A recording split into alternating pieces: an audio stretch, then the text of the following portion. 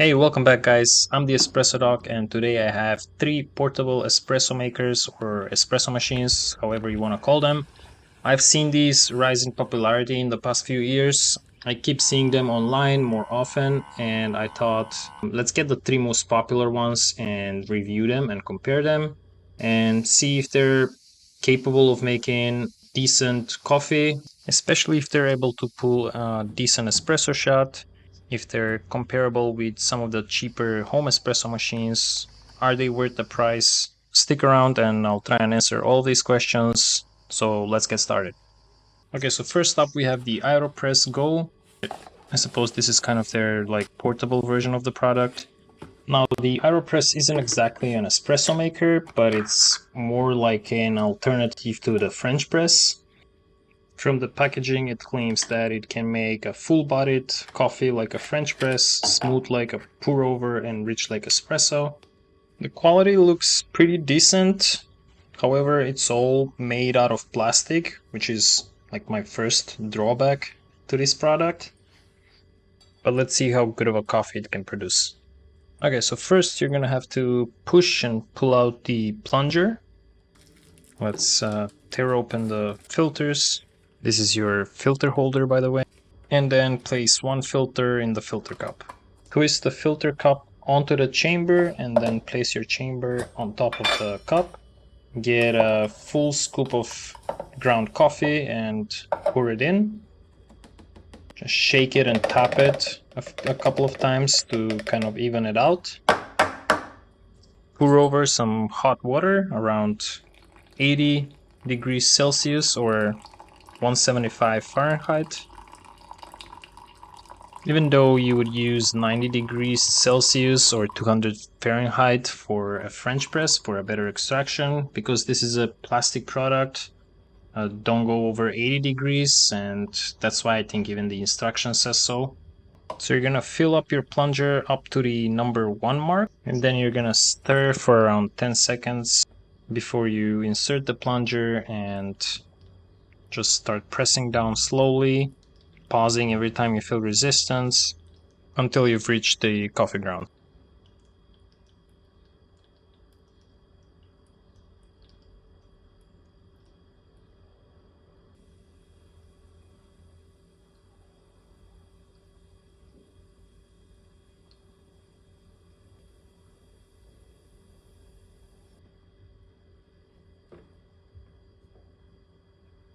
And there you have it. It definitely tastes a lot like a French press. Definitely not like an espresso, nowhere near. It just lacks the pressure needed for a true espresso, so you won't get that rich crema and bold intensity. But it's less bitter and acidic compared to a traditional drip coffee, for example, and it highlights the nuanced notes of the coffee beans. Okay, so final thoughts overall. I do like it. I feel like it's a bit chunkier, like a bit wider. So it's gonna be harder to pack and it's gonna take up more space than the other two coffee makers. It doesn't really produce espresso-like coffee, but it does produce, black coffee or like French press-like coffee. I don't like that it's all plastic. I just don't like the idea that hot water has to run through all this plastic. I prefer that my coffee makers have at least some elements of stainless steel and glass. Another drawback would be that you'll have to have some way to warm up water.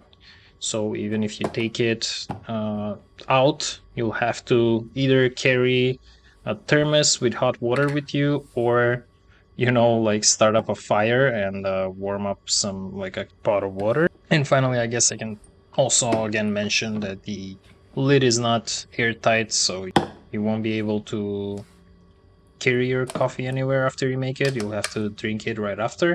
It is the cheapest out of the three. It goes for 45 bucks on Amazon, but it is, I think, the worst out of the three. So I'll place this at number 3 and let's move on to the next one. Okay, so next we have the Wacaco Minipress. It is definitely the most compact and the lightest of them all. It It has the water capacity of 70 milliliters. It weighs around 350 grams, and it claims it has an average pressure of around 8 bars. Its basket capacity is 8 grams, so just enough for a single shot of espresso. At first glance, this plastic feels just really cheap. Almost no elements of stainless steel. It comes with its own scoop and a brush. So that's it. Let's try and pull an espresso shot. Okay, so remove the cup from the top, unscrew the outlet head, and put some coffee into the basket. What you want to do is place your basket on top of the scoop and then flip it over so that you don't make any mess. Tamp it with the back of the scoop, and then place it back. Screw the outlet head tightly back, and then add hot water around 80 degrees Celsius again, up to here.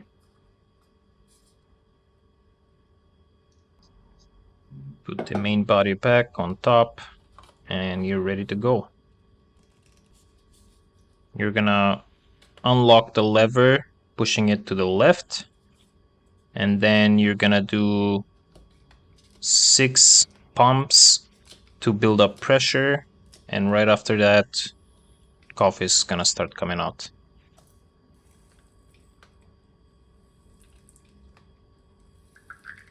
Crema is looking good, to be honest. I didn't expect so much crema from such a coffee maker.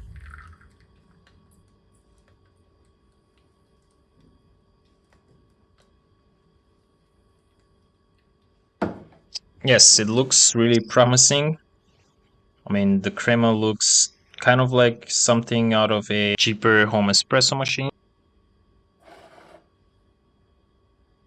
And almost tastes as good.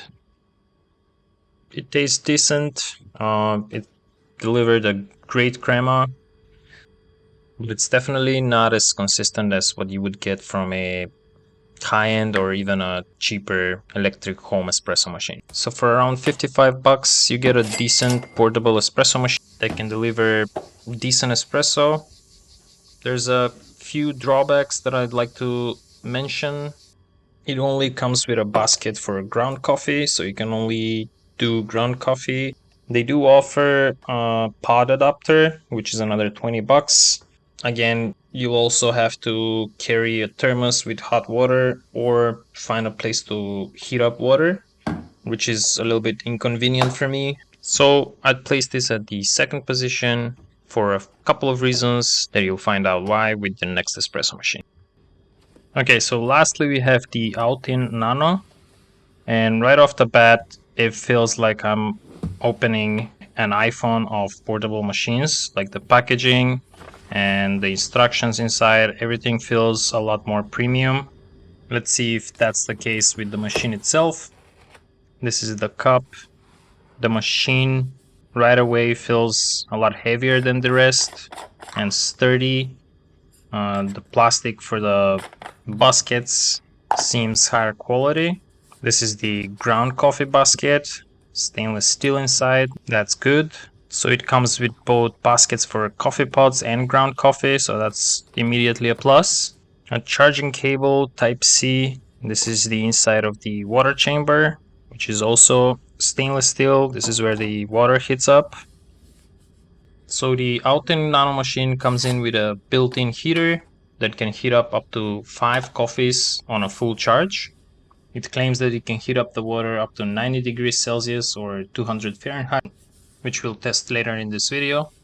It can produce 20 bar of pressure, which makes this the perfect all-in-one portable espresso machine for traveling or just hiking and going outdoor. But let's first put it to the test. Okay, so first, before each use, per the instructions, you have to unblock the air, and to do that, you're gonna disassemble the bottom part, pour some water, cold water, in the water chamber, and press the button 2 times.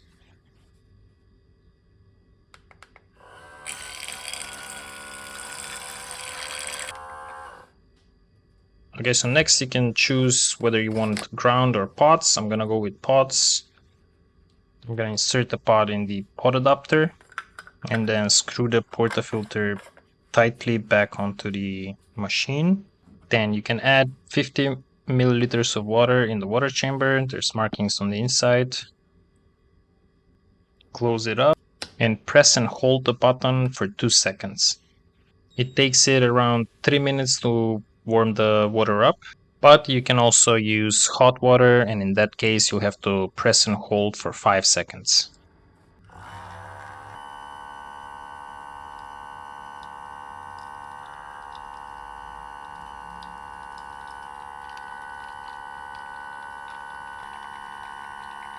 To turn off the machine, you just press the button once and that's it. Looks pretty good, considering it's a pot espresso. Let me try it. Yeah, tastes pretty good as well. It's rich, full-bodied, very smooth. I like it. I want to test the temperature real quick. Okay, so that's around 60 degrees Celsius drinking temperature, which is almost the ideal drinking temperature. I also did a quick test earlier of the water in the water chamber while it was heating up, and that came down to 81.7, which is pretty decent considering it's not plugged in and it's only running on battery. Okay, so final verdict, I think the Outin Nano outperforms the other two by a mile, just because of the ability to heat up water and also have the option for both pods and ground coffee. I think those 2 points are a huge deal for me. It's made out of higher quality materials, it produces great coffee, it's great for hiking or traveling. I hate it when I go to an Airbnb and there isn't an espresso machine there. However, there's a couple of drawbacks. The machine is a little bit too pricey. It goes for around 150 bucks on Amazon, and I think it's like 20 bucks cheaper on their official website. I'm gonna leave the links for all of these down in the description. And it's a little bit bigger and heavier than the other two, but still very portable. I mean, it fits on any side of a backpack. So that's it for this video, guys. Thank you for watching, and if you found this helpful, make sure to hit that like button, subscribe, and until next time, peace.